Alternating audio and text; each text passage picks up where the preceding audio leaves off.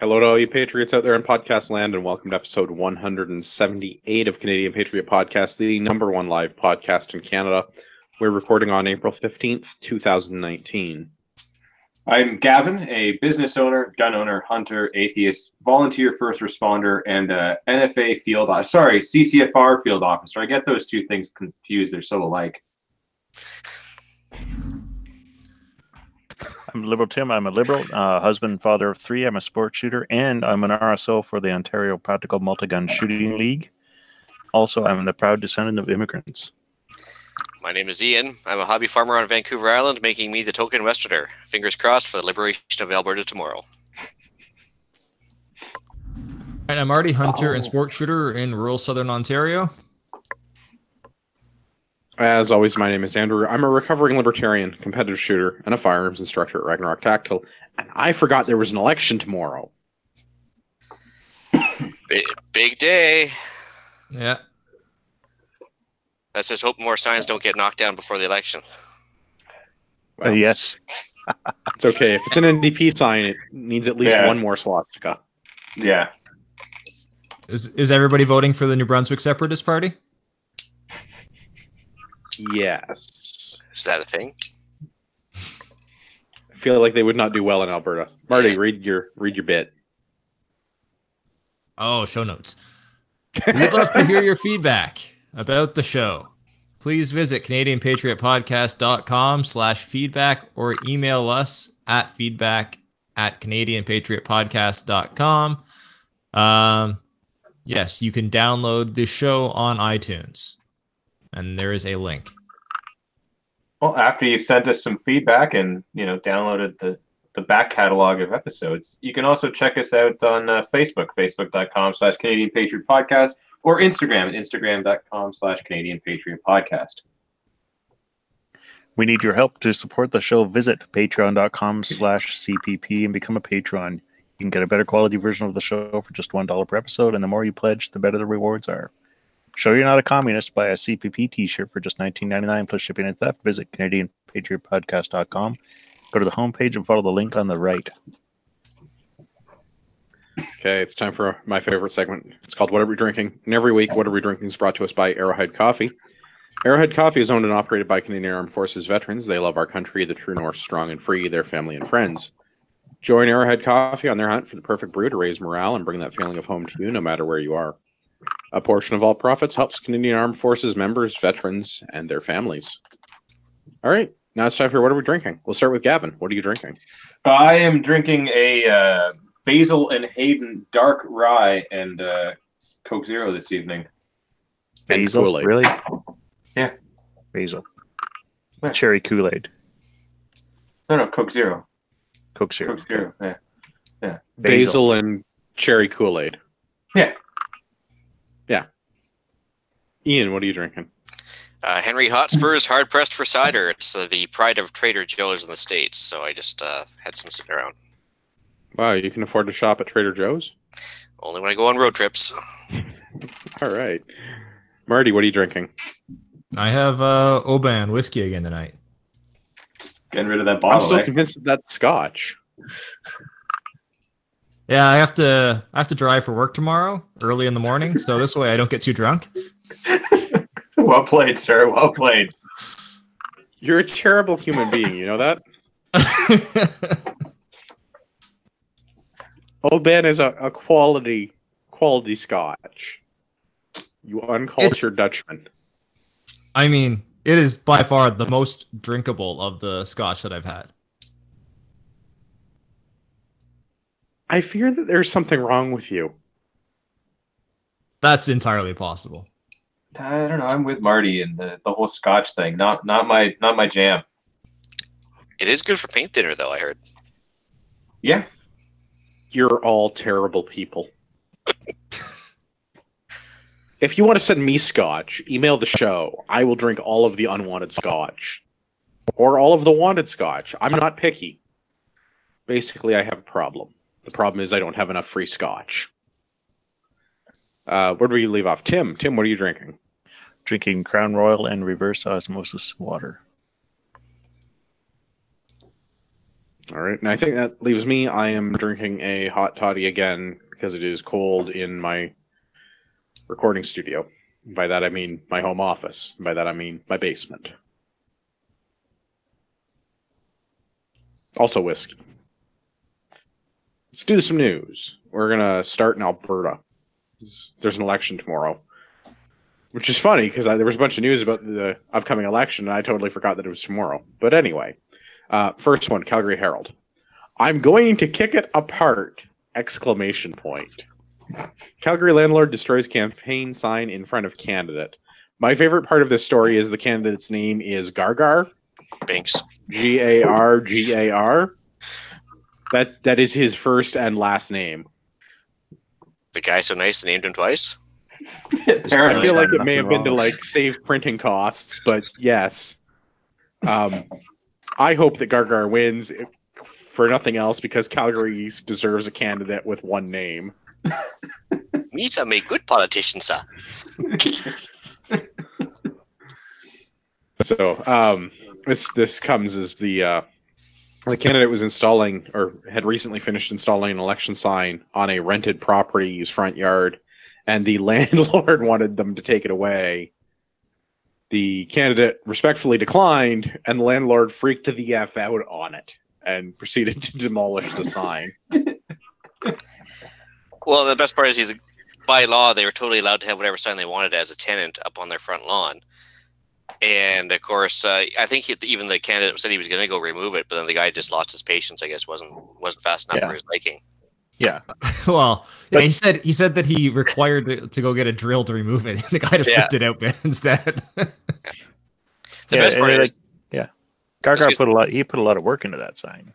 That sign is well constructed. I mean, Gargar could have been a carpenter. Yeah. I mean, his angles probably aren't as tight as yours, Andrew, but they're damn close. Very few people's trim carpentry is as good as mine. Especially except Gargar's. for like actual trim carpenters. Well, yeah. On second thought, the sign did come down pretty quickly. well, maybe the guy's just overly strong. Who knows? There's a lot of range there. He did kick it apart, you know. He was incensed by the conservative sign on his front lawn of his tenant home. Yeah, so that was that was the weird. point. Like, you would think that it would be the other way around, that the landlord would be the conservative person and the tenant would be the liberal one. And the candidate would be demographically opposite as well. Well, yeah. But I mean, the best part is if this was like a NDP candidate sign getting kicked down by a conservative landlord, it would be on the front cover of every magazine, CBC front page news, the whole works. This is the first I heard of it. And because it just affected a conservative candidate. Yeah. Yeah, but hopefully that's a good sign for Calgary, and Well, it was a good sign. Yeah. But the now it's destroyed. But Yeah. the thing is, like I like that the sign only says Gar, and I'd like to imagine that the sign printer had a little confusion when they got the instructions on what to put on the sign. He's like Gar. They're like, no way could that go on there twice. I got it. Yeah. Yeah, I got it. I'm on top of that. All right, let's do another Alberta news. The 2019 Edmonton Pride Festival. That's right, it's a multi-day festival. Has been canceled, and this comes to us from the Edmonton Sun. So, due to various divisive groups within the LGBTQI plus etc. minority black community, they've decided that they can't have a pride festival in Edmonton. And I, for one, am thrilled. Because of intolerance, no less. Among their own. You can't have cops at Pride. That is unacceptable. And the people that are organizing Pride can't all be straight white men. Oh, wait. No, that doesn't. They're not all straight white men. But apparently the board of directors for the Toronto Pride Festival is not ethnically diverse enough to satisfy the... I love these two groups. These are good. Shades of Color and... This is a long one. Organization for All LGBTIQ plus Refugees in Canada. Yeah. Yeah.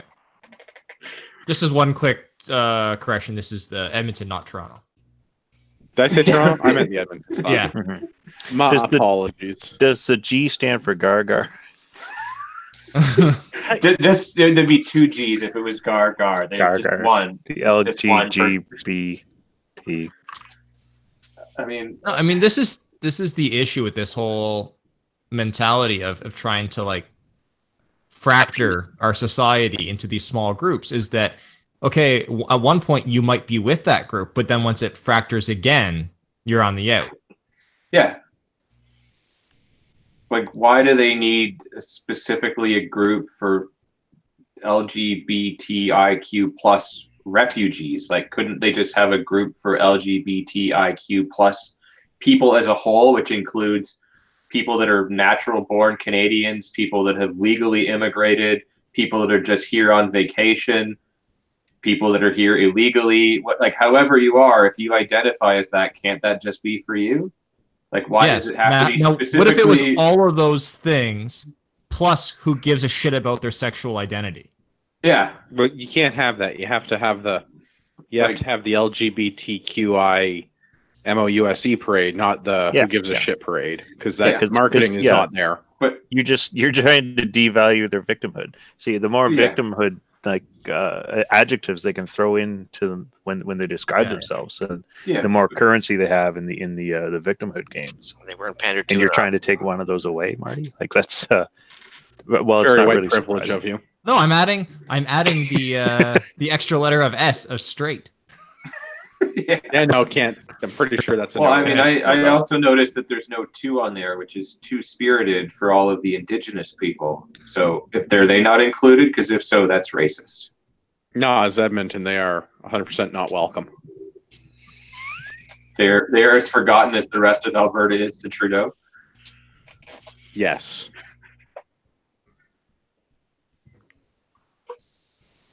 Yeah, I mean, it just shows, the more you, like we said, you fracture it and have everyone has their own special little sandbox to play in, that you can't have anything go on because And nobody you know what, wants to though? work with everyone. I'm good with this because this means that they're not going to have Pride Parade and promote their non-heteronormative lifestyle. And the other groups, these other groups aren't going to be able to organize well enough to run their own events. So this is done. I support the fracturing of this community. This is not done. This is the start of request for government funding. Yeah. So that they can do this a strong right. possibility. Like the Women's Hockey League. So if you had a bunch of old straight white men from government, then it would get done. Is that? But, I mean, yeah, it's I just feel like we'll that's a good summary. we'll probably have about 10 parades now that are all government funded. I'm convinced these are mostly government funded anyway, but I mean, Trudeau will tweet about it and give them all $50 million just because. I'm all on board with these people having their parade. I just want, like, if all of these little groups want to have their festival or their parade or whatever, they all get to do the paperwork. Yeah, they all get to draw up the forms. They all get to pay for it. They all get to, and let them have 365 different festivals in Edmonton. Yeah, I agree with you, except for remember when there was it was somewhere out east we covered on the podcast where the town. Oh yeah, you can't have the straight white flag. Or I guess it was the straight not pride. white. Yeah, straight pride flag. Yeah. So they put the straight pride flag. I assumed because it was New Brunswick they were white. I mean, you're not wrong, but but and that was that was an attack on them and was all kinds of. It's important to remember both of them in that community were attacked. Yeah. So it's by not a flag. It's not what you're saying in that anyone can do whatever they want as long as they're paying for it themselves and doing their thing, like who cares? I agree with you, except for if other people try to do their thing, these people lose their goddamn minds. And I'm okay with that because now they're not having Pride Festival Week, which means we're not diverting police resources to deal with this. We're not having to deal with road closures. We're not having to deal with any of the other assorted nonsense with promoting a non-heteronormative lifestyle. I like the. I just went back to the straight pride flag story. This is residents. The appearance of the flag, which was taken down after almost a full day. So you could also say, like, it wasn't even up for a day. You could say that, but You could say Well- that, but that'd be Yeah. less good. Well, now they can't have their parade. They're going to have to go back to promoting it in our government schools, like the old-fashioned way. Yeah. Well, I'm gonna not participate in that, so let them have that. Let's move on to federal stuff. We've got all kinds of good things coming from the Liberal Party. From the CBC, Trudeau road tests campaign attacks that lump Scheer and Doug Ford with the alt-right. Spoiler alert, Faith Goldie, who they don't actually name in the article, but whom they allude to with Scheer having shared a stage at some event in Ottawa with the one-time Rebel News correspondent who is,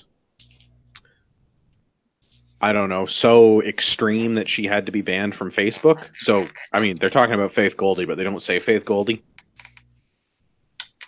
But if that's all it takes, I mean, Trudeau signed a Nazi flag.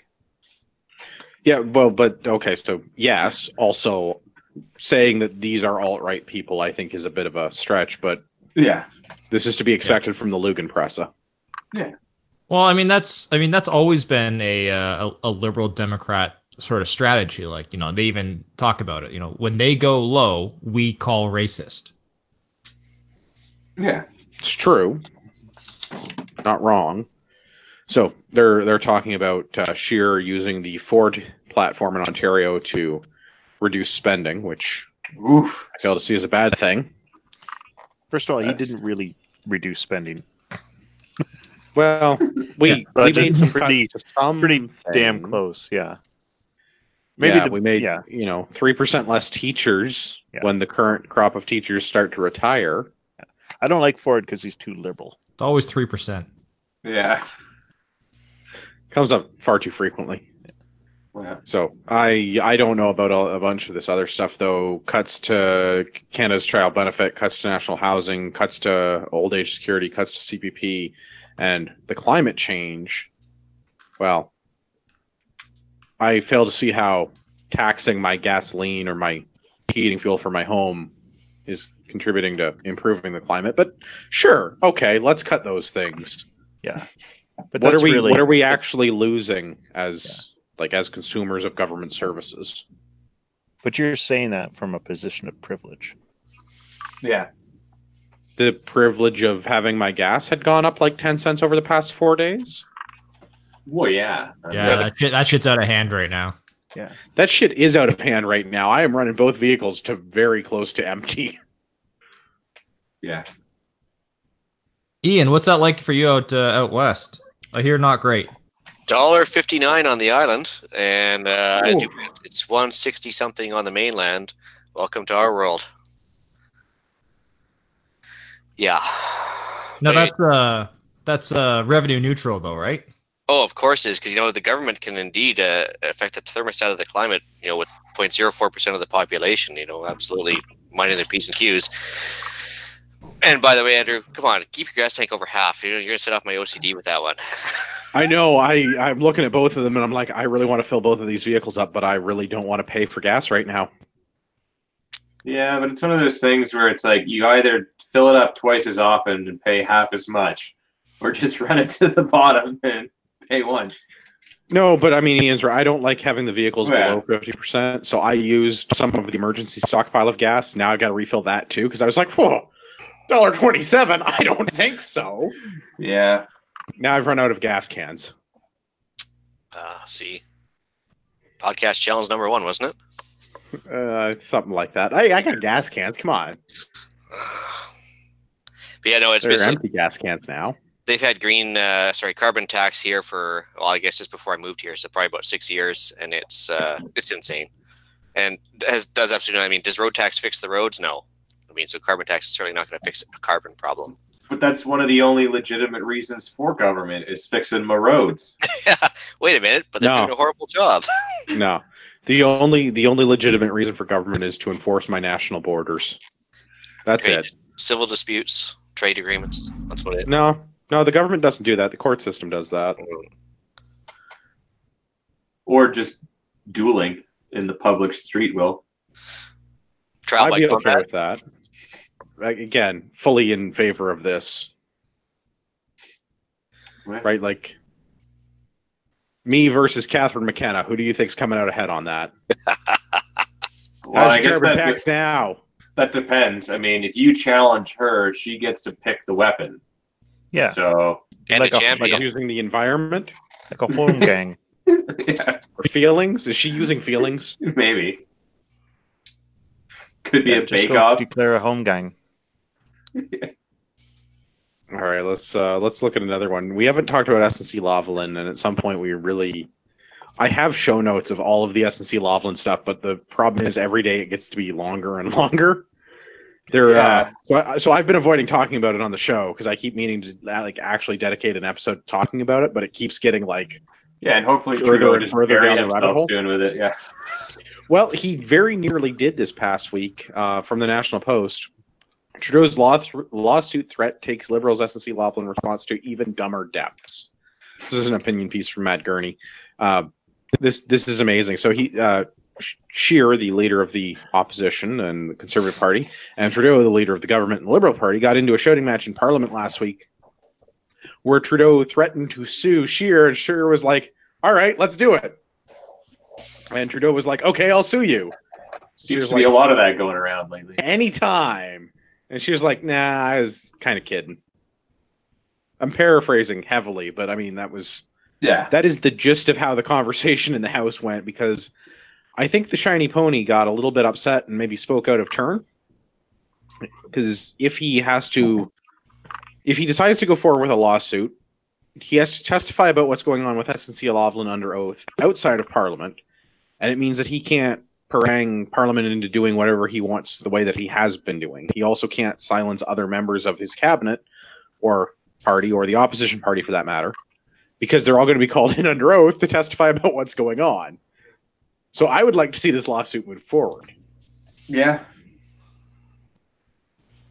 Although I bet, if it did, there'd be a whole lot of Hillary Clinton-esque suicides happening. Some Arkansas. Yeah. Yeah, I think that's called a Seth Rich. Oh. But yes, Yeah, it would be fantastic to see him actually go to court. Just to see someone call that bluff, all right.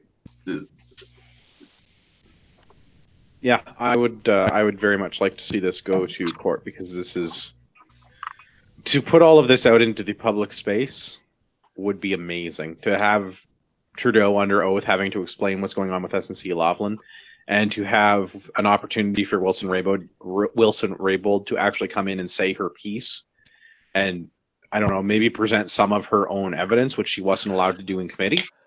Yeah. Could be quite good. Oh, yeah. All right, on to happier topics.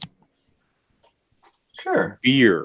All right, from CanadianBeerNews.com. Yes, it's a real website.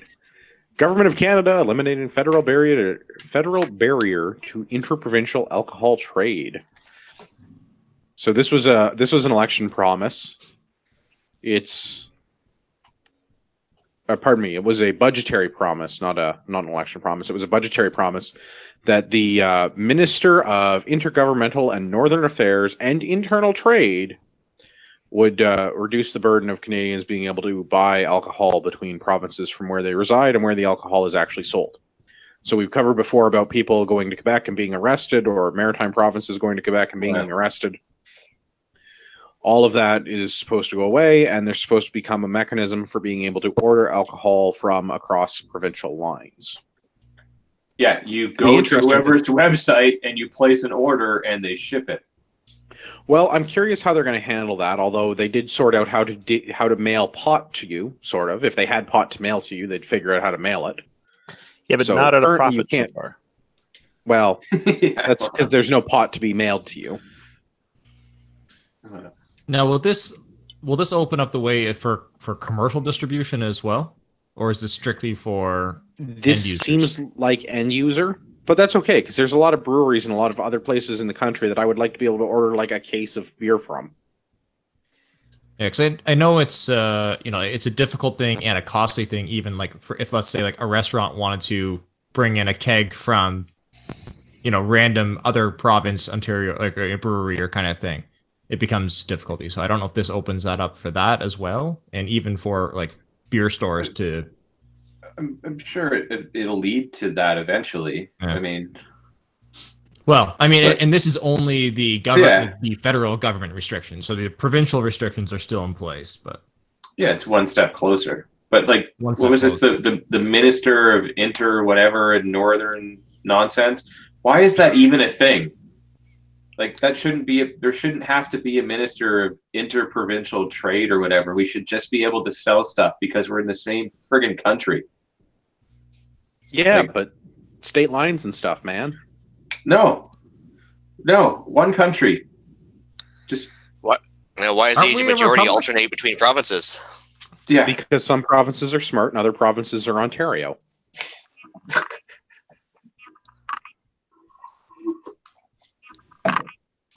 It's so dumb and so aggravating.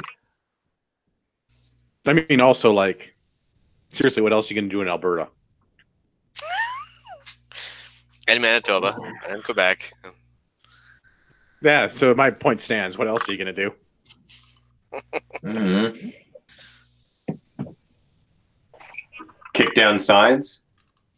I guess that's always an option. All right, let's do another one. We've got CTV News. How is that fair? $12 million government funding for Loblaws attracts outrage. This is amazing. So this was part of my earlier jab at climate change, Barbie. The Environment and Climate Change Minister Catherine McKenna announced this past week that the government is going to give Loblaw companies limited $12 million to install lower emission refrigerators in 370 of its stores. Loblaw says this will reduce its overall carbon footprint by 23%. I don't know how many stores they have, or if 370 is like the majority of them, or how any of that works. But why are we giving the bread price fixing people my tax dollars? Yeah, and the thing I don't get, so if these are more efficient, that means they will save money. So there should be a business case for them to spend their own fucking money and not our money to get these things and save money, which then in turn means they have better profits. There was a business case, all right. The money's coming from a $450 million federal fund designed to help businesses, not-for-profits, and lower-tier governments cut their emission levels. It just seems to be that Loblaws is one of the few groups that's figured out how to file the paperwork to get their money, and they managed to get a bunch of money. Because seriously, $12 million in refrigerators, that's a shitload of fridges. But the funny thing is, they still could have afforded it by themselves because that was like what 1/8 of one of their quarters of profit. I mean, so it would have probably looked better on their end just to have done it themselves. But yeah, free money is free money. $20 is Free $20, money, right? right? Yeah, It's true. like So what programs do you- like this what do you should suppose- not exist. So what do you suppose is a higher like energy level? The energy level to require or to manufacture and install all new fridges across all of their stores, or the amount of energy that'll be saved by going to slightly more efficient fridges? Depends on how long the fridges last. Yeah. Well, And what you probably do with both about fridges. probably about as long as it takes for them to come out with a new government grant that'll give them a better profit.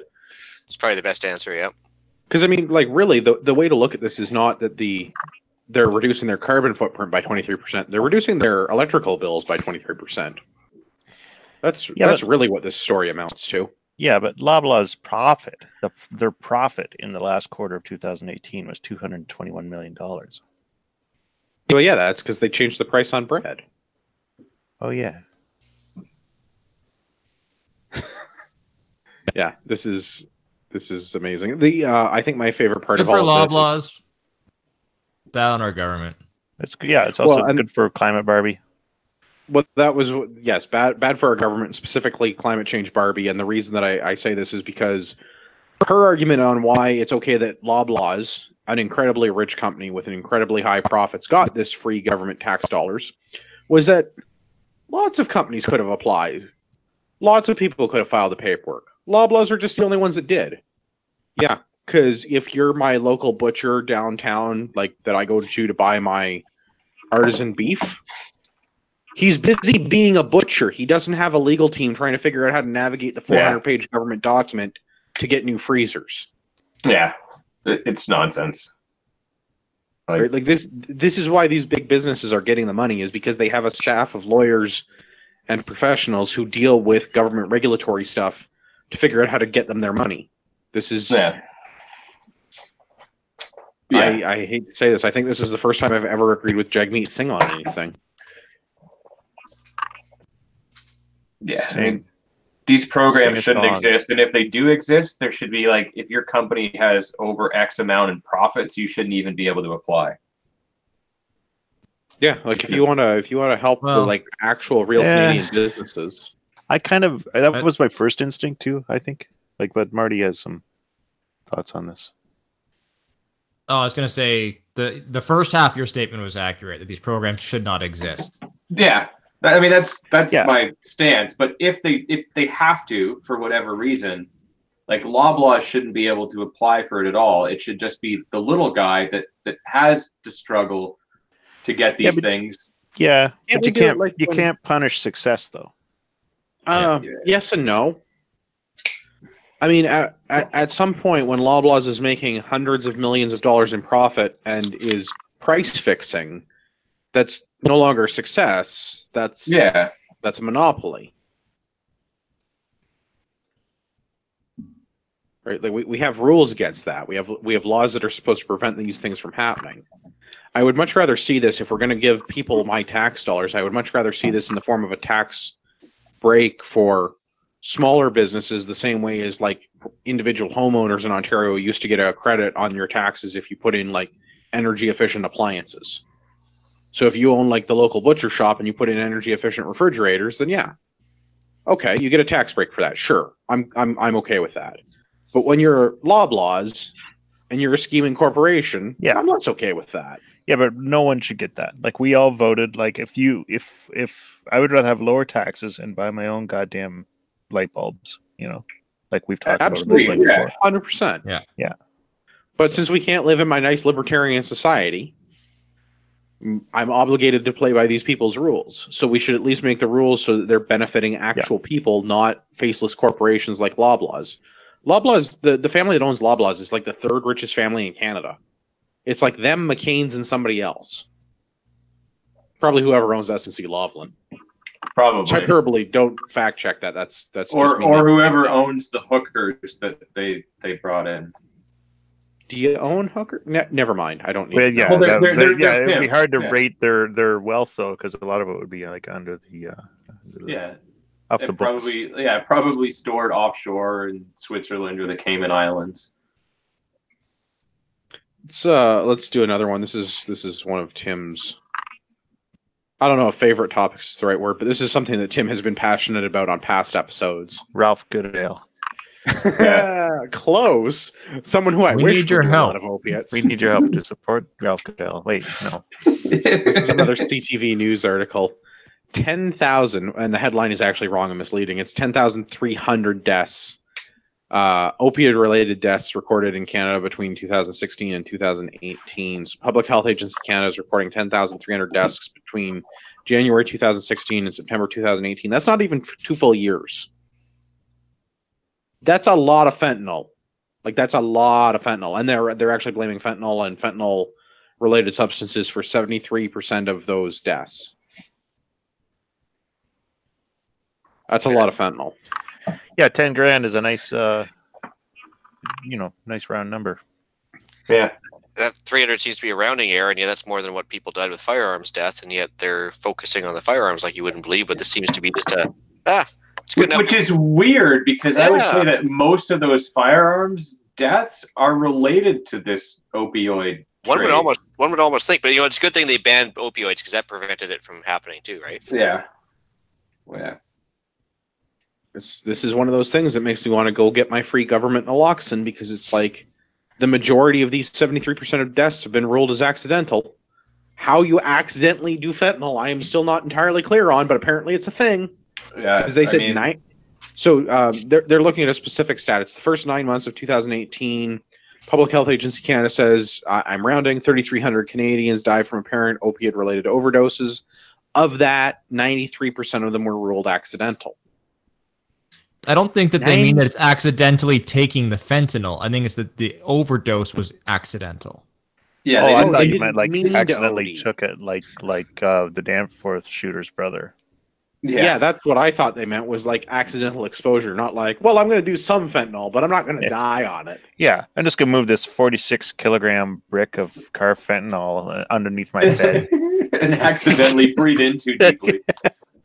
Yeah.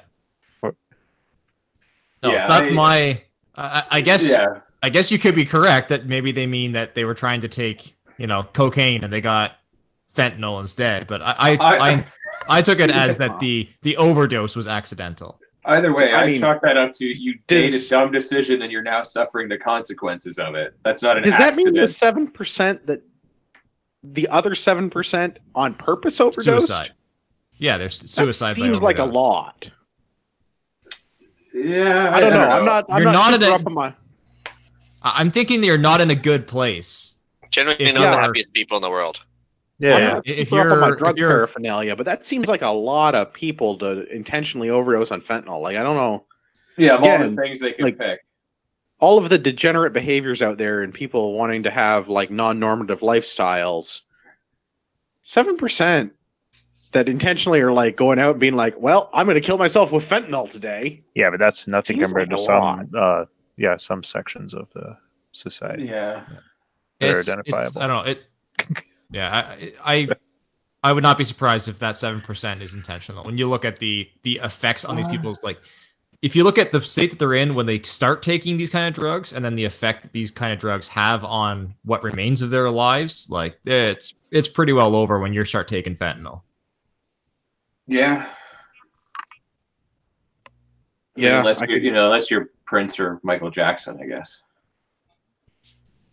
They still lived a pretty good life up until they died. Gonna have to Then they watch died. leaving Neverland. And that's what we're talking. And that's what we're talking about here. Yeah, well, I mean, until then, everything was fine. Yeah. Both those guys lived very normal lives. You would have never. You would have never known, right? Yeah. This is a terrific analogy, Gavin. Yeah. Well, now that we've had the analogy, I don't know where I was going with that. You put the anal in analogy. The analingus? Tim's favorite topic. Have you gone back to school, Gavin? Yeah. If old Mr. Blair was serious about public safety, though, you think he would focus a little bit more of his time on this than just banning shit from law-abiding citizens, honestly. 10,000. Yeah. Like, Where are the pills coming from? That's a lot of tax slaves going down the drain. Let's face it; these guys, theoretically, could be producing tax revenue for the government. So I mean, they're doing fentanyl. They're probably not producing a lot of taxes. I said theoretically, right? But I'm just saying, like, I mean, if they were truly worried about public safety, like, why wouldn't they worry about stopping these guys from offing themselves, or at least going down that path?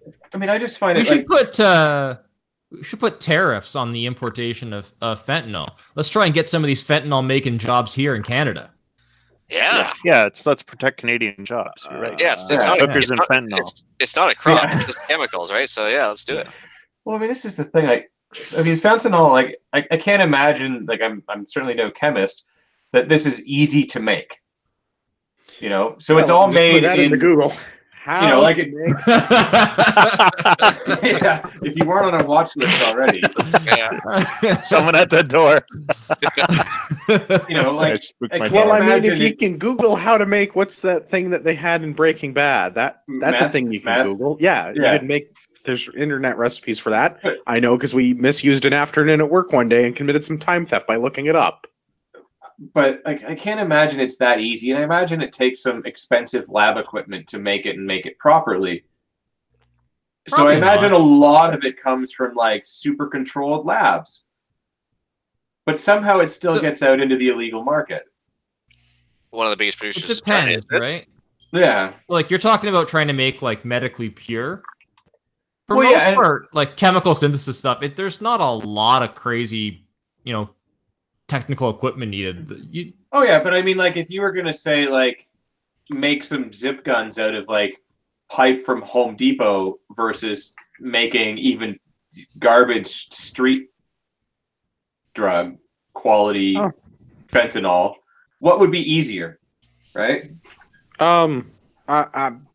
My very quick Google search is going to tell me that fentanyl. I don't know what your precursor agents are for this, but looking at the actual structure of this is like grade 9 organic chemistry. Yeah, I bet you people. Would These trade you things are zip gun for fentanyl. super easy looking.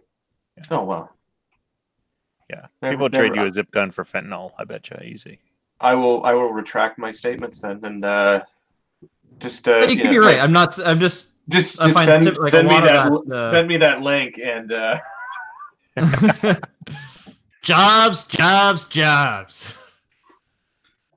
Yeah, no. Looking at the organic chemistry stuff here, this is reminding me of grade 9 science class because these are not complicated structures. So I was all we need is pretty good at agents. titrating stuff. So if that's involved, I got this. Yeah, I think we. I don't think it is, but we could probably manage this. This is For science.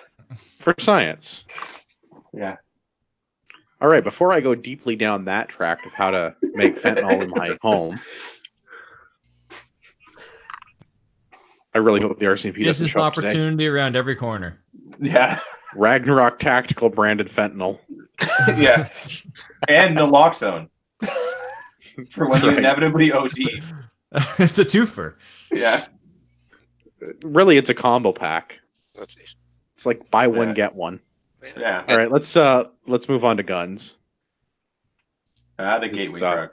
drug. Well, yes and no. The first one, not so much. Global news: 2 men charged after Toronto police seize loaded semi-automatic assault-style rifle, which is Yeah, also a 22. MP 1522. Yeah. It sure is. Yeah. So I mean, yes, They use that dumb magazine. Yeah. Is this Yeah, not you an see the MP? Or is that the You see the Mossberg one? bullets in it. Yeah.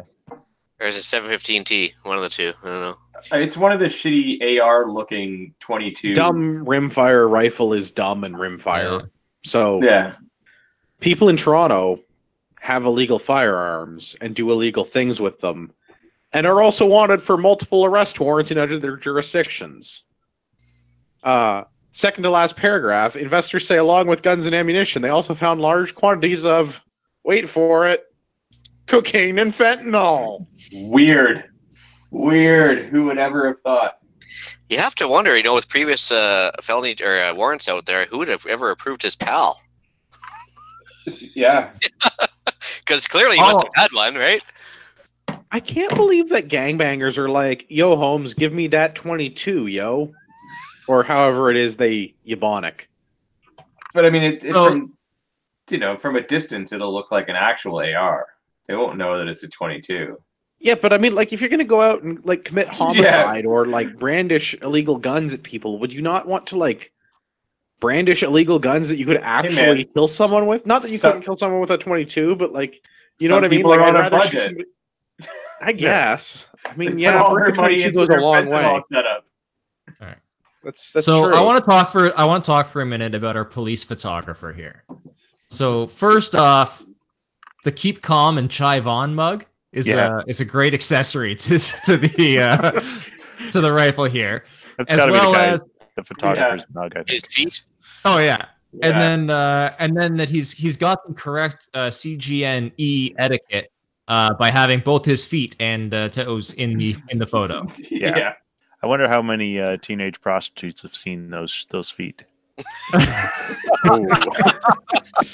Yeah, but probably from the other direction. Oh. Could we also point out the fact that this semi-automatic assault-style rifle has no sort of sighting system? Oh no, you just Yeah, look no straight sights. down the barrel. That's all you got to do.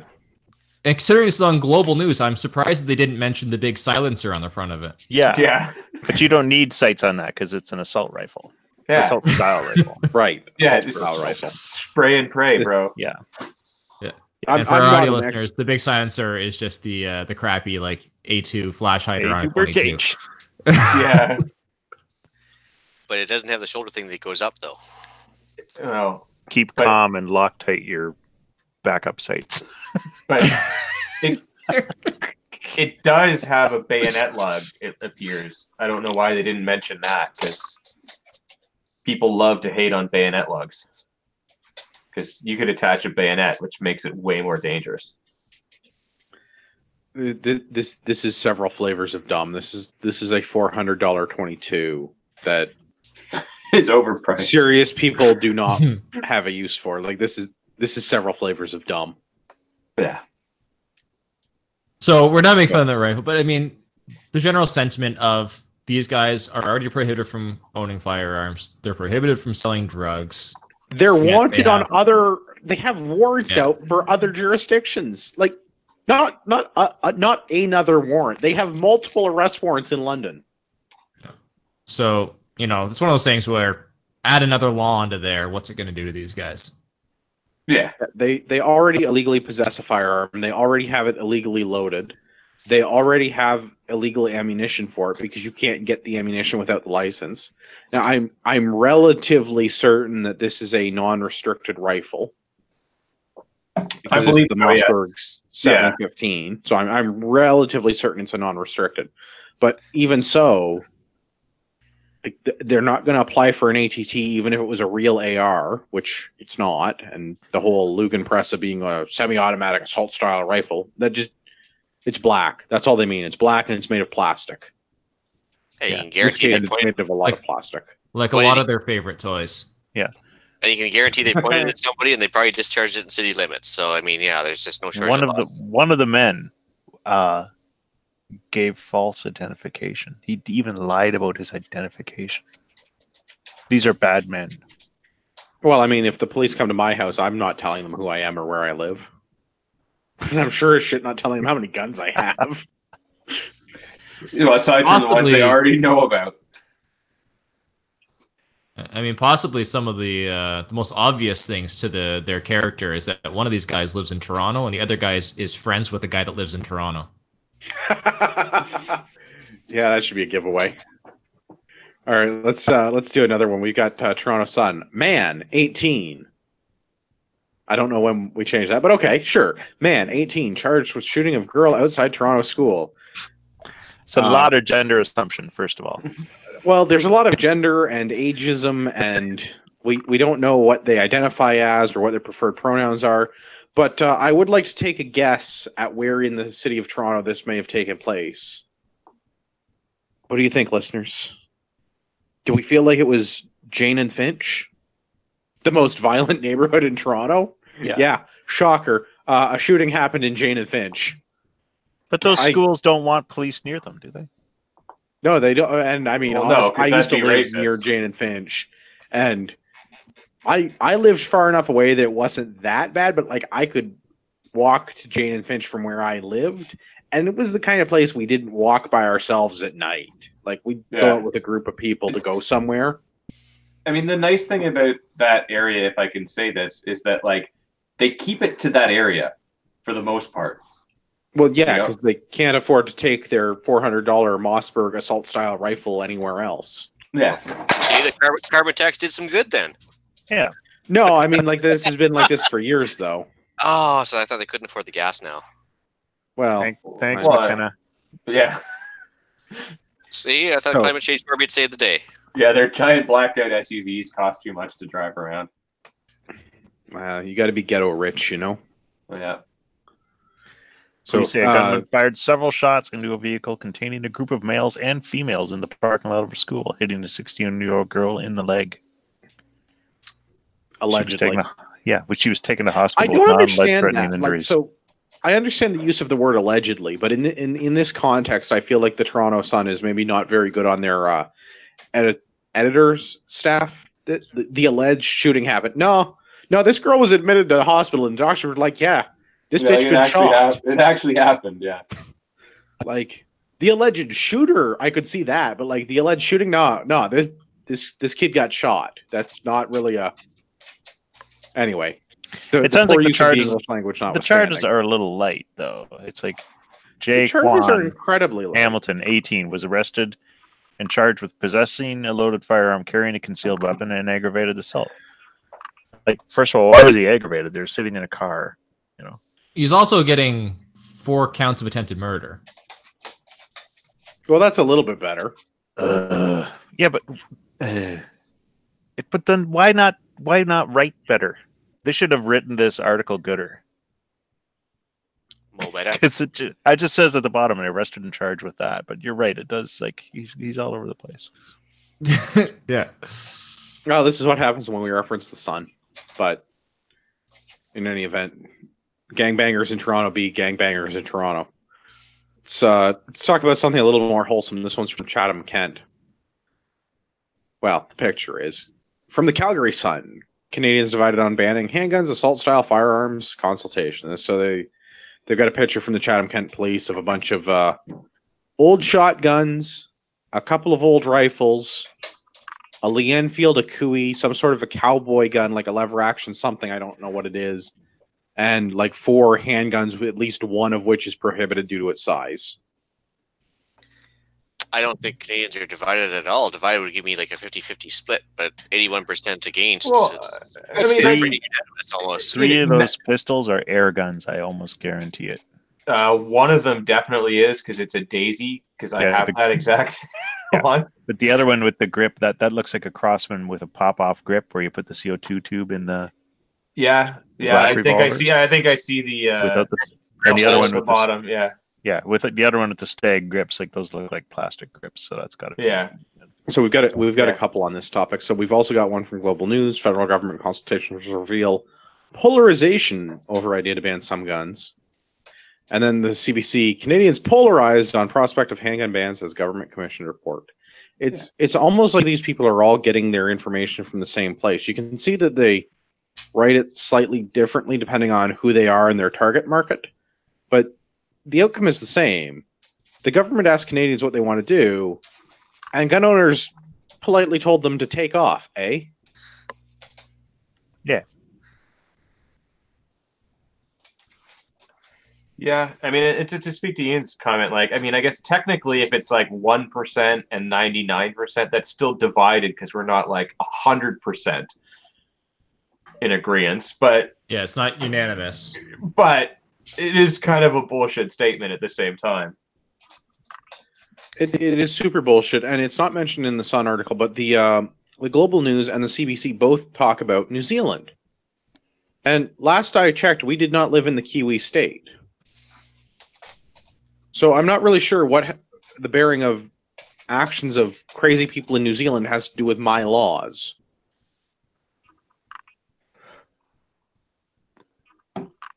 Yeah.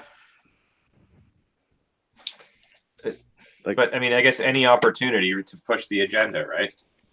Well, and that's what they're going with. Is the Coalition for Gun Control is pushing for more bans based on the availability of military-style semi-automatic firearms. But hold on, what percentage of the vote was Trudeau elected into government with? 36%? Yeah, like a third. Okay, so basically 36% of the people that voted. Okay, Yeah. so and according to Trudeau, that was an like overwhelming 26, mandate, and 27. the people of Canada had spoken at that point, gave an overwhelming mandate to continue on with his awesome liberal mission. And so you're telling me 36% is awesome and a mandate, but 81% is, well, I'm not 100% sure what guys actually want. I'd say that's a pretty clear message, but that's just me. Yeah. It seems like we should target laws against actual criminals instead of people that jump through all of the government hoops to legally own property. But it's just like my opinion, man. The thing that I found the weirdest about the whole thing was when they sort of did the breakdown of the sort of demographics and who voted what. Like, there was a certain percentage of people that own guns that said nobody needs a handgun or assault rifle. And I figured that's like all the thuds. So that didn't surprise me so much. But the 7% of people that own handguns that said that people don't need handguns or assault rifles, I was like, who the fuck are these people? The people that don't People read that filled out. Yeah, exactly. Like, it's RTFQ squared, right? I mean, they just didn't read Yeah. the question, so well, that, or I figured like it's either going to be that or guys that own them for work and work only and want to be the only ones that have them, like dickhead security guards. Not that we know any. No, except for a couple, but whatever. All right, let's do another one here. City news: Toronto police respond to slew of gun calls. Oof. Is I that a don't know metric about slew, that. or- Well, European slew. There were 3, Okay. but they all happened at like the same time. This was all on April the 9th. Within the course of one day, there were 3 different gun calls in the city, shooting at Loughton and Talbot.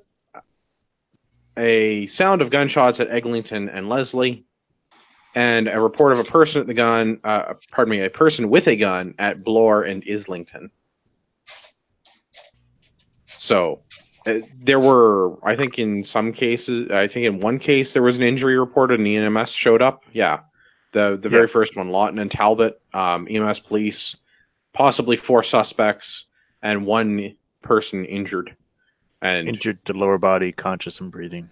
Yeah, but the other Nothing- 2 were no injuries. no, and I'm not even sure if anything amounted of them because there's no additional follow up on the police Twitter or any other news outlet that I can find about any of these calls. The exception being, I think it's the one at no, it's none of these. There's another one which also happened April the 9th at Jane and the 400. Which maybe that's not Toronto. Maybe that's why it doesn't come up. Gavin, you live near there. Is Jane in Toronto? Is that or Jane in Toronto? Is Jane in 400 Toronto, or is that like Newmarket now? Because we've gone further north. I would say it's. I mean, it's. I would consider it Toronto, but maybe it's Newmarket. I don't know. It's kind of like right around the border, I would think. Maybe. So I don't know. the It's all like the it's all city to me, like because Toronto just keeps expanding, right? Yeah, but this It is does. bullshit. This is crime. Like, this has nothing to do with like law-abiding firearms owners, of which like No, we're these gonna are join all with a the- bunch, and we're gonna any of have these are we're gonna have gangbangers, 6 except yeah. possibly the man with the gun thing, who could have been just a dude with a gun or an umbrella, because there's Yeah. no additional details about it. Yeah, but if you are one of like 50-some people lucky enough to come to the optimist to shoot on Saturday, there's gonna be like 6,000 shots fired, like, you know, with no Oh, injuries it's so reported. good. Yeah. I want the neighbors to cry. Yeah. Hopefully, like all of those shots aren't mine, because if so, then I'm having a really bad day. But So the other thing that occurred at the same time was a shooting at Jane and the 400. Apparently, some gangsters thought it'd be a good idea to ram their cars into one another and then engage in a shootout. Also, they must have done like New York reloads or something, because police recovered guns at the scene. I'm not sure who these criminals are that like just throw their guns on the ground and then run away, but y'all need Jesus. You're bad criminals.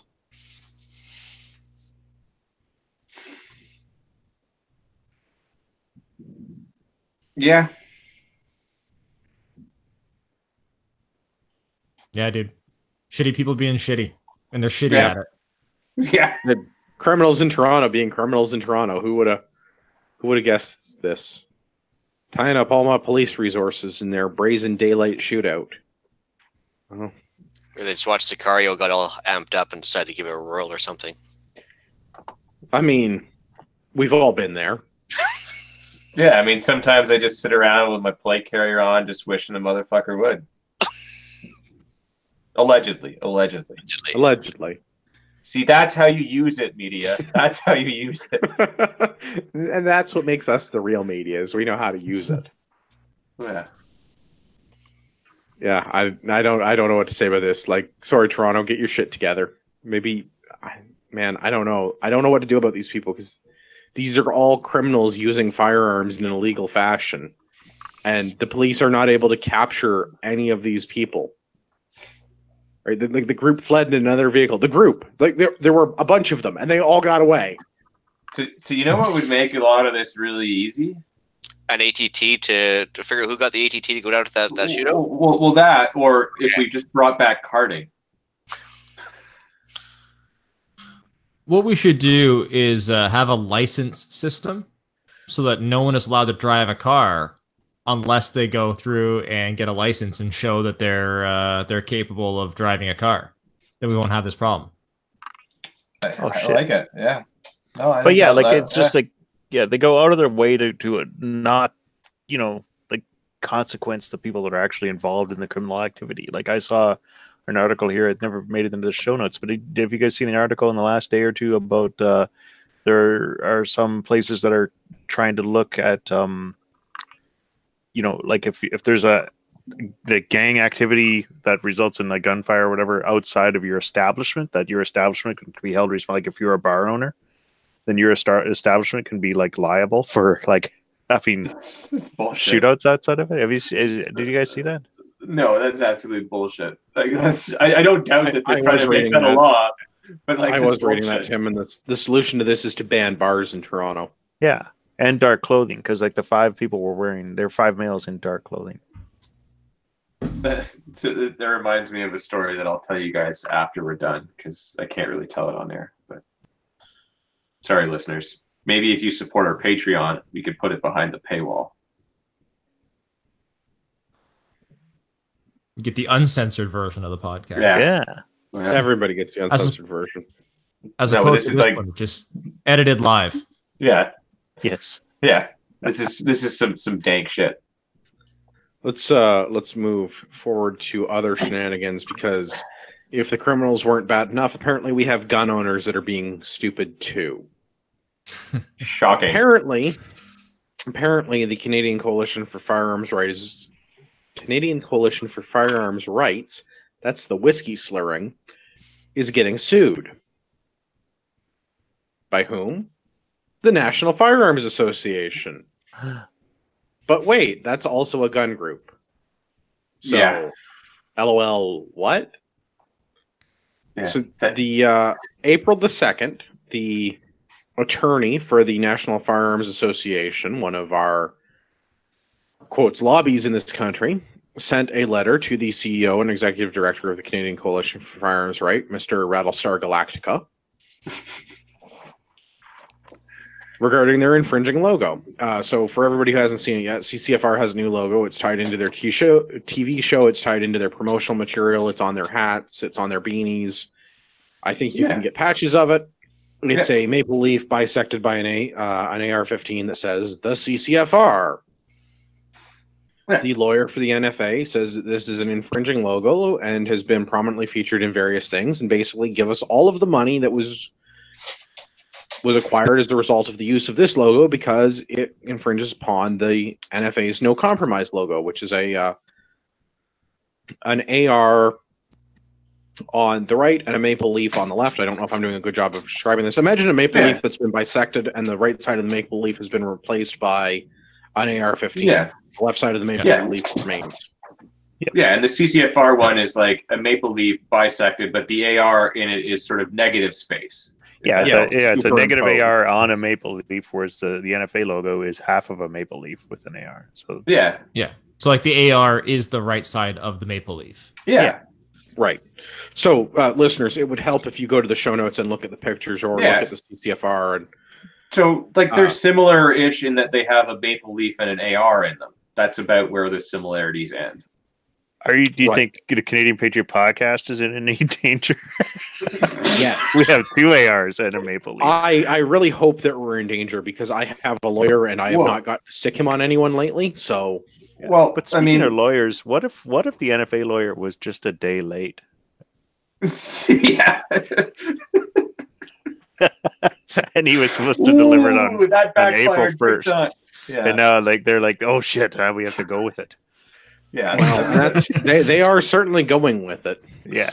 Yeah, they've doubled down on the stupidity with their statement. Well, the stupidity is pretty good. Let me read out the demands. So the NFA hereby demands that you, the CCFR, immediately endeavor and diligently complete the following 5 actions.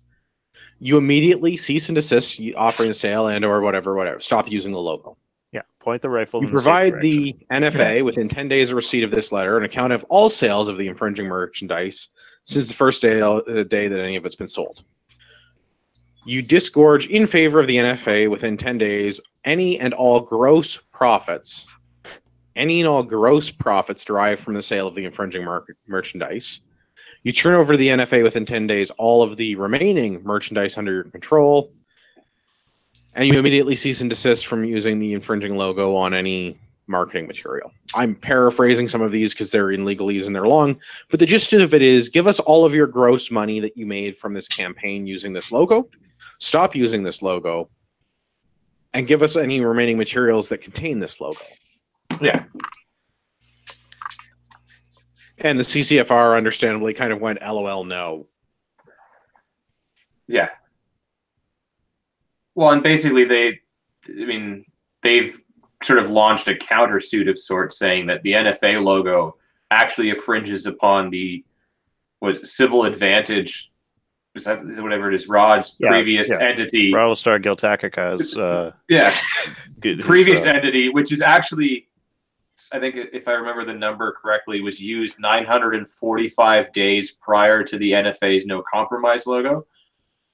Well, and the other fun thing is No Compromise is an H&K branding trademark going back to the 90s. Yeah. It was something they had on MP5 material that they were giving out in the 90s was No Compromise, and that was an HK thing. It was immediately preceding the campaign of You're Not Worthy. Yeah. Now, this is just my tinfoil hat going on for a second, but didn't one of them run for public office a little while ago from the NFA?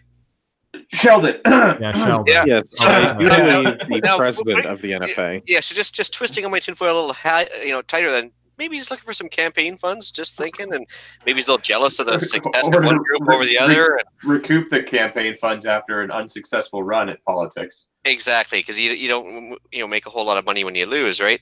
And especially kickbacks and all that stuff.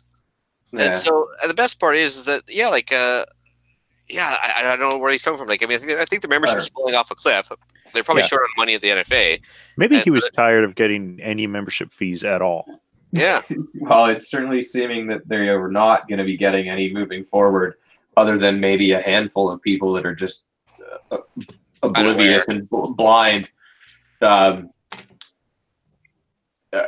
definitely heard reports of people, because the other day there was a bunch of little gun shows across the country that all of a sudden, after not being at any of them for like a decade, the NFA started to have tables at, probably to try and save some face, and people were actually coming up and handing them their membership card saying, take this, I don't need it anymore. And there's been people burning their t-shirts and ripping them up, chucking their pamphlets at gun stores in the garbage. I mean, I joined their Facebook group.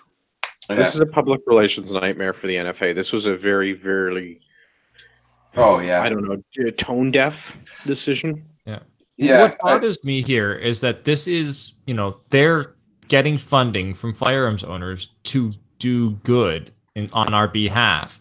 And, over the last few years, it seems like giving them money was just basically throwing it away. But now it's worse than that. Now you're giving them money so that they can actively work against your interests. Yeah. They're literally worse than government. Yeah. I mean, the logos are, and if you read the CCFR's response, which was brilliantly worded, it clearly says CCFR across it. I don't know how anyone could get those things confused. So they don't look similar at all. No. It's very easy to tell them apart. But even if it was more similar, if the NFA had sent a letter that said, hey, we noticed your logo is really similar to ours, we'd really like it if you'd stop using it, and just kind of went with that, as opposed to their ridiculous demands, then it maybe would have gone over better, and it would have started a conversation like they said they're trying to do. I'm not a lawyer, but I did stay at a Holiday Inn Express. Close enough. I have had to deal with some legalese in the firearms community before. The fact that the NFA's lawyer sends a letter that's headed without prejudice, but has no opportunity to settle the matter without prejudice, right, is like that. This is massively problematic. Yeah. So something is wrong with the way that this letter is headed, because it is not without prejudice. I mean, maybe in a very, very strictly legal sense, that if they were to comply with all of their demands, but that's not how these things work. That's not how you negotiate a settlement offer. Yeah, like I said, if they had worded it way less stronger, it maybe would have gone over better. And if they had a bit more of a case to stand on, like the logos actually looking similar to one another when they don't. But the timing of this too, just at the time when we all need to stand together more so than ever, they're like, fuck it, let's just sue another gun org.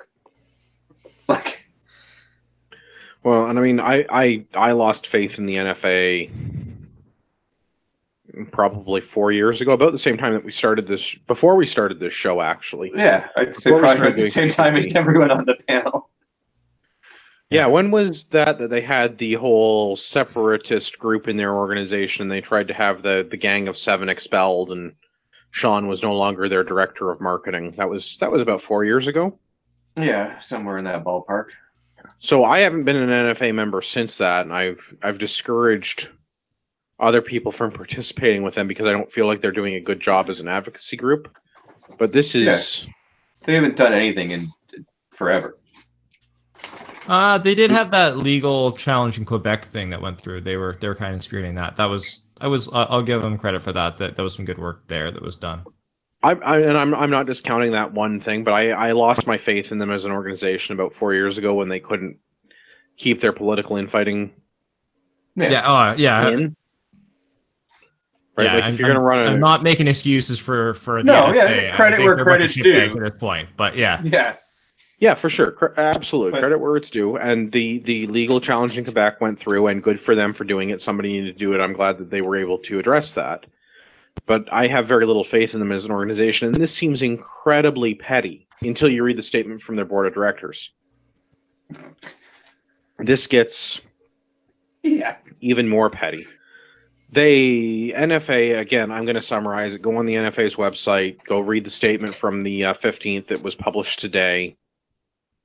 So the board of directors for the NFA, i.e. Sheldon Clare, the president of the NFA, says that this was a standard legal letter and the CCFR could have worked with them to solve this problem, but instead they've decided to start their own litigious process against the NFA. Having read both, like all three sets of letters, the letter to the CCFR, the response to the NFA, and the NFA board of directors statement, all of this seems like the NFA was like, well, we should get these guys to stop using this logo and make some money on it. And that turned into, oh, we're pretty boned right now. We're super boned. What the fuck is MeWe? I don't know. Or care. Yeah. On the NFA's page, on the link in the show notes, at the top right, the follow us. YouTube, it says Facebook, it's the Twitter. next gen social network, but when you click on it, it says the page can't be found. Oh, MeWe. Yeah. That was when people were getting shut off Facebook. MeWe was some stupid. And then after it was supposed to be the Facebook color. Yeah, but like the Zuck put a Zuck on that, so it's all good now. Yeah. So, but I do enjoy that the NFA has decided that rather than the CCFR choosing to remain silent, they've taken the path of confrontation. No, I'm sorry, they weren't the one with the 5-point demand about give us all your money and stop using your logo. Yeah, I mean, don't get me wrong, I'm not exactly happy that my dues are being used for the CCFR, but you know what? If this is what gets rid of the NFA, I'm good. Spend it. I'll donate more money. Yeah, I will. Fuck 'em. Yeah, I'm tempted to donate more money because this is stupid. Well, if you're trying to buy a T-shirt or a patch or any of their merchandise, it's all sold out because of everyone jumping ship and replacing their NFA T-shirts.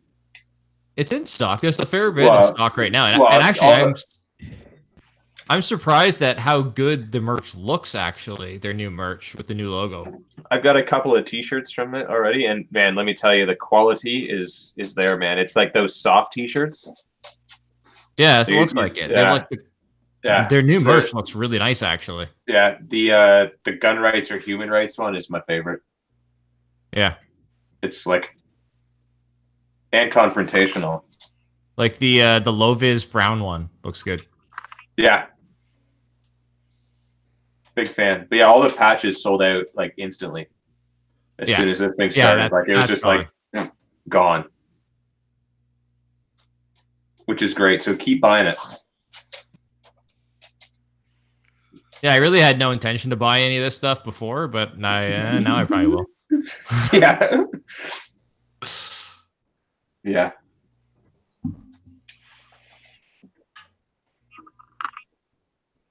But no, seriously though, fuck the NFA. Fair enough. Yeah, any like this other whole- comments for this? Well, the only other thing, there's a term I always say, whoever, like the NFA was the initiator of this event. Yep. So for them to be like not even acknowledge that and to say that this is all the CCFR's choice to react that way, that's the problem. That doesn't fly. Like, come on. Yeah, when you go do all of There's this or we're gonna sue you, and they go, okay, Yeah. so sue me, just like Sheer. Yeah. It's like This is something you really should have thought about beforehand. Like this. Yeah. Is, Yeah, you fucked up big. Now you have to deal with that. But at least moving forward, there'll only be 2 gun organizations that people can give money to. So we're getting closer to unity. yeah, people were complaining about all that. There's so many split. Yeah. Yeah. They've solved that problem. Yeah, they've Yes. lost relevancy. I don't think you'll see the NFA shut down. Like, from my opinion, Sheldon will keep that organization going, even if it's just the board of directors, as long as he can call himself president. And you know what? That's fine. Let him keep doing his thing. I have no Yeah, problem with that. I mean- They have not made Right. effective change in years. They're not making effective change. They're not a lobbyist organization. They're not a public outreach organization. Yeah, I guess everyone needs a tax shelter, right? Yeah, let him run his little business. He can be the king of the castle or whatever for his little thing, but Yeah. they're not a serious organization. Yeah, even less serious than our government. Wow, that's wow. All right, let's do some rapid fire feedback. We've got first one's from Colton. It's an email. Best course of action.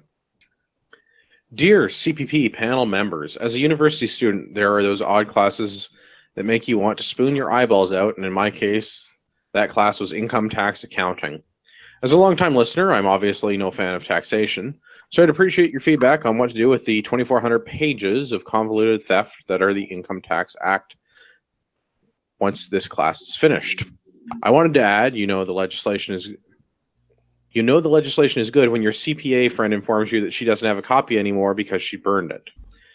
I'd appreciate if the panel took a vote on the issue to help a brother out, as I'm sure if assaulting it with 5.56 and 12 gauge is enough, and I'll happily destroy to file it in whatever way y'all come up with. I know it'll be entertaining. I'd ask Tyler of International Liberty or Death, but he doesn't do the podcast thing anymore. Ooh, shots fired. Shots fired. Keep up the excellent content. Can't wait to get drunk on Mondays and listen to the show live again after the semester ends and real life begins again. That's from Colton. Colton, I want to thank you for listening. Maybe we've all been in university, or at least I think most of the people on the panel have been in university. Focus on the from school, what I not remember. drinking on Monday. Yeah. I mean, I drank most days in university. I did not do poorly, but not everyone is me. Yeah. The best way to destroy it is learn it, know it cold, figure out a way to change it, and get rid of it. Destroy it that way. Don't worry about the book. some inside scoop. I'm pretty sure there's likely going to be an International Liberty or Death podcast. Yeah. Those two were together in person, Yes. drinking heavily. Yeah. Yes. Yes. All of the beer in Tennessee is now gone. Yeah. You heard it here first, guys. Which is also what Tyler said when he walked into the beer store. You're the only Yeah. 10 I see. And then he cleared them out. Yeah. So I say- my I first say she was suggestion a- to Colt. So my first suggestion to Colton is don't get life advice from the internet. Ooh, probably a good I mean, idea. that's Except probably for a good call.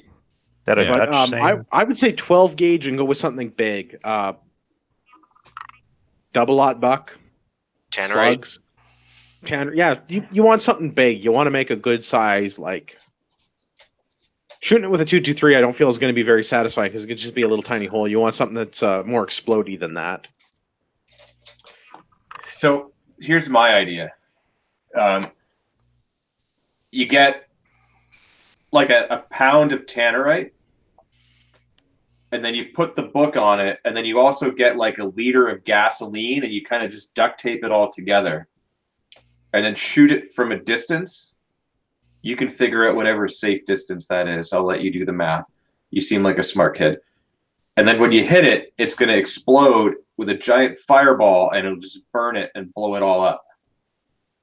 That's pretty good. I would vote for a large caliber firearm if you're going to do that from a very safe distance. Yeah, and film it, and then we can put it out on the Facebooks and the YouTubes and stuff. Oh, I like that little cross marketing. Yeah. All right, let's do another one. We've got a new iTunes review. This is from Blue 2013A. 5 stars. Awesome show.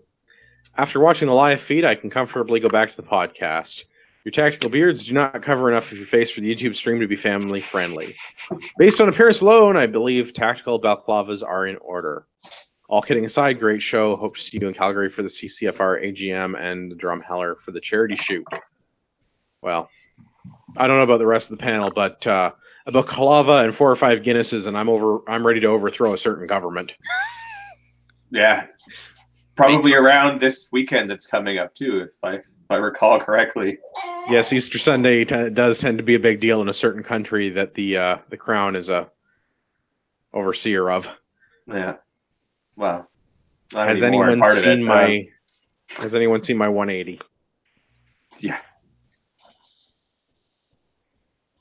Seriously, I'm looking for an Armalite. It's black. You haven't been voting lately, have you? No, it's just a little Armalite. Oh, Yeah. okay. Yeah, I don't know that we're going to the CCFR AGM. Is anybody on the show tonight planning to make the trek? When is it? It's like July. Calgary. Yeah, it's in Calgary, and it's early July. I think it's like the week before the charity shoot, if I recall correctly. Well, I'm driving out to the charity shoot, but if it's I was debating. Or no, sorry. I think the AGM is in June, so it's a month in advance. I'm still really, really iffy on that one, but most likely not. But the charity shoot, I will be there for sure. I will likely be doing a Stop the Bleed class at the charity shoot. Nice. So come out on and take that. I'm also apparently going to be the first aid guy for the charity shoot. So be scared, maybe? Yeah, you could bleed on Gavin. It could be a good time. Yeah. You may or may not get fentanyl. Yeah. You may or may not get naloxone after. Depends how I'm feeling. If you bleed on my multicams, it's not a good sign, bro. Yeah, I'll be at the charity shoot. What is for that sure. background noise? Tiny angry baby is. It's the dog. He's just staring at me, making weird noises. sounds like he's about to attack you. I guess that's better than the lollipop sound that we had, but not Yeah, not by much. All right, let's wrap this thing up. I think, Gavin, where can everybody find you on the internet?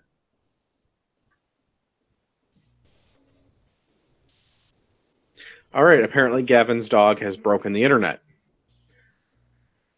Ian, where can everybody find you on the internet? Well, you can email me at theislandretreat@gmail.com. You can also find me on the Copycat CPP. Canadian Prepper Podcast is now on iTunes, and we record the podcast live on my YouTube channel called The Island Retreat. Marty, where can everybody find our show? Well, according to these show notes, you would like me to remind everyone to like us on Facebook. So that's the thing.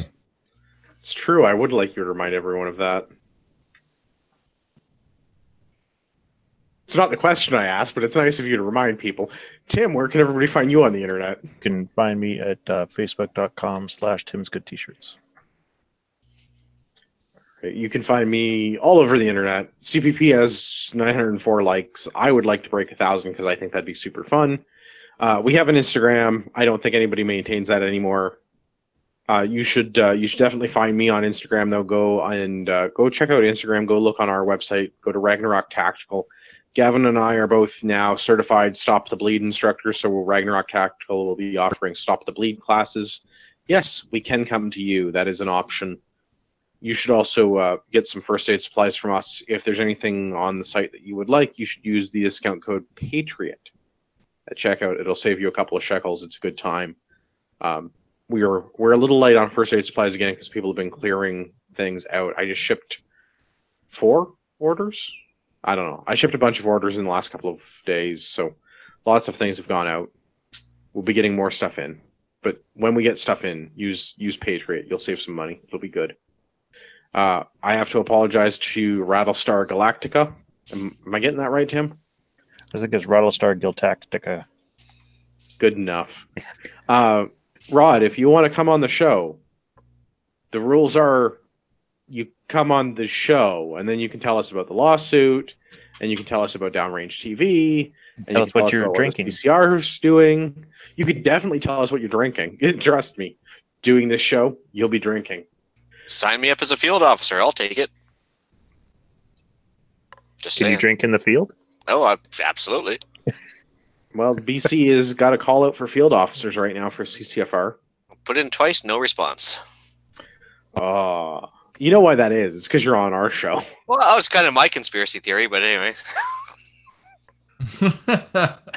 You should enter a third application extolling the virtues of how beautiful BC is, because that is all I've ever heard Rod talk about both times that I met him. Ontario is a shithole and BC is wonderful. Except for the whole gas price and hippies and stuff and rain and Well, I mean, we can talk about the raw sewage in the ocean too, I suppose. I thought Marty was going to say something, but yeah, we dropped out. Yeah. Oh, Marty's done. All right, Marty's internet's broken. Gavin's internet's broken. Facebook and Instagram were shut down yesterday. I feel like this is the beginning of the end for the internet. Did somebody die recently? Is there another celebrity death? You guys remember when Michael Jackson died and the internet didn't work for like 6 hours? That was rough. No, interesting enough, but we were talking about Arkansas before. Interesting enough, there was a guy that kidnapped the wrong person in Vancouver here. He ended up, he was found in the trunk of a car with his wrist tied behind his back, and he'd overdosed on heroin.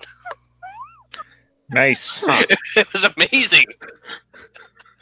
It was ruled an accidental overdose. I'm like, I don't think so, but okay, sure. Huh. I think I call it a Cool. suffrage. I'd call that an Arkansas for sure. Of various sorts. Yeah. Maybe West Coast special. I don't know. For all of our listeners out there in podcast land, I would like to remind you that you are the true North, strong and free.